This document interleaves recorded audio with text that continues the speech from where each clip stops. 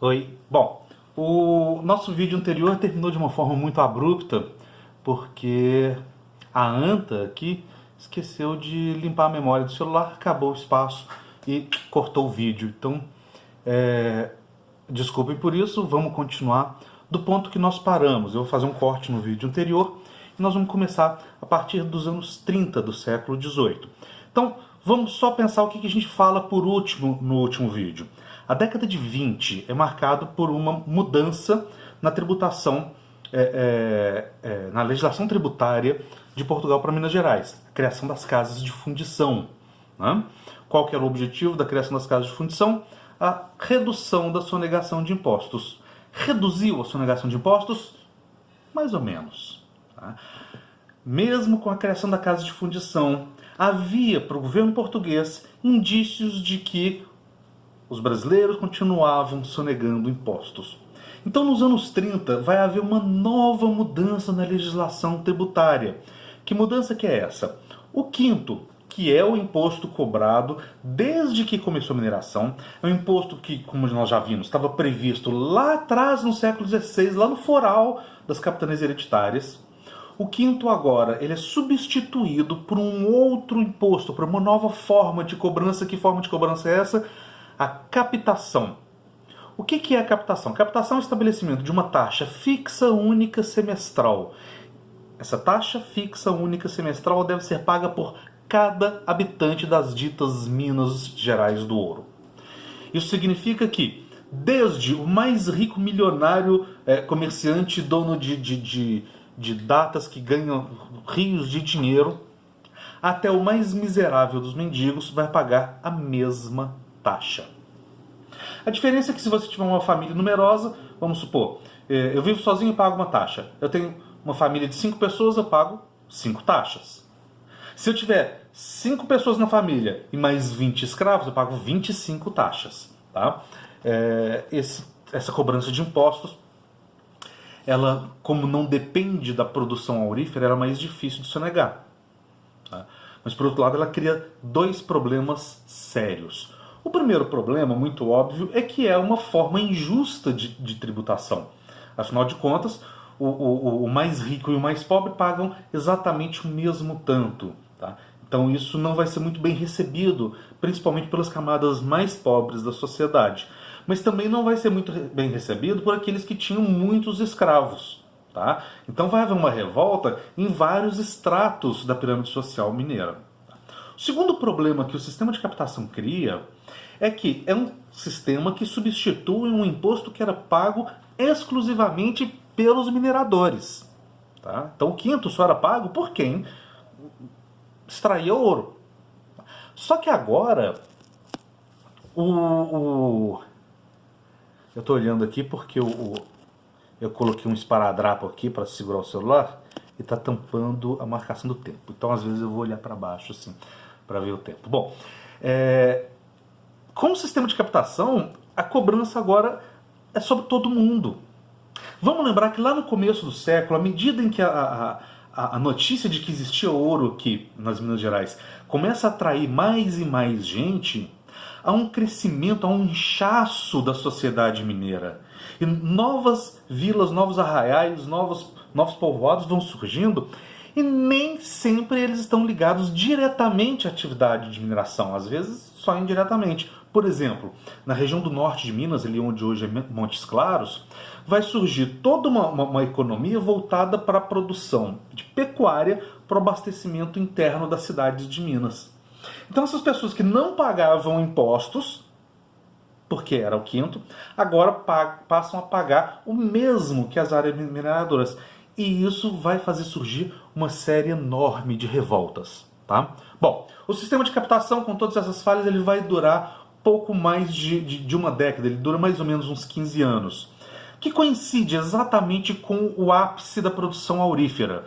A produção de ouro em Minas Gerais chega no seu ponto máximo em 1733. Logo na frente começa a captação. Tá? Esse platô de auge vai durar 15 anos, até 1748. Em 1748 começa um rápido declínio que vira decadência da economia aurífera. Exatamente nesse período, que é o período de ápice da produção aurífera, vou repetir, 1733 a 1748. Exatamente ali, o quinto é substituído pela captação. Tá? Em 1750 vai mudar tudo, mas antes de eu falar o que vai mudar, vamos continuar na década de 30 porque tem uma novidade nos anos 30. Tá? Que novidade é essa? A descoberta de pedras preciosas no norte de Minas. Tá? Uma região próxima a Montes Claros, mas era uma outra comarca. Tá? Que comarca é essa? A comarca do Cerro Frio. O que se descobre lá? Uma quantidade enorme de pedras preciosas com destaque para o diamante. Tá? Então cria-se ali o chamado Distrito Diamantino. Tá? Bom, os vestibulares gostam muito de cobrar sobre o Distrito Diamantino porque ali tem algumas peculiaridades, tem algumas diferenças em relação ao resto de Minas Gerais. Quais são as peculiaridades? Bom, primeiro, é muito mais difícil de combater a sonegação do diamante, porque em termos de volume, uma pedra de diamante desse tamanhozinho vale muito mais que uma pedra de ouro desse tamanhozinho, porque o diamante é mais raro. Tá? E isso faz com que seja muito mais fácil você pegar aquela pedra, esconder, né, em orifícios do corpo, e é impossível de você fundir o diamante como você funde o ouro. Tá? Bom, o que vai acontecer? O governo cria esse Distrito Diamantino, que corresponde mais ou menos hoje à cidade de Diamantina. O Distrito Diamantino se torna a capital da comarca do Cerro Frio, tá? E ali você tem uma presença maciça do Estado. Tá? E isso vai resultar em quê? Primeiro, um controle muito rígido de quem entra e sai do distrito. Tá? Especialmente comerciantes. Então você tem postos de controle para entrada e saída, as pessoas eram revistadas, era registrada a entrada, registrada a saída. Segundo, dentro da cidade é completamente proibido qualquer tipo de comércio ambulante. Tá? O que era uma forma de evitar que muita gente fosse para lá e começasse a surgir polos de vadiagem, etc., de ócio. Terceiro, há uma presença muito maior do Estado na burocracia da cidade e na militarização, no policiamento da cidade. Tá?